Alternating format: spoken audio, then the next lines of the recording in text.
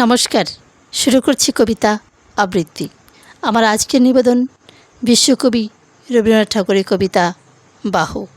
কাহারে জড়াতে চাহে দুটি বাহুলতা, কাহারে কাঁদিয়া বলে যেও না যেও না, কেমনে প্রকাশ করে ব্যাকুল বাসনা। কে শুনেছে বাহুর নীরব আকুলতা, কোথা হতে নিয়ে আসে হৃদয়ের কথা।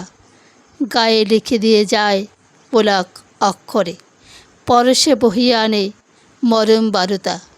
মোহ মেখে রেখে যায় প্রাণের ভিতরে, কণ্ঠ হতে ওতারিয়া যৌবনের মালা।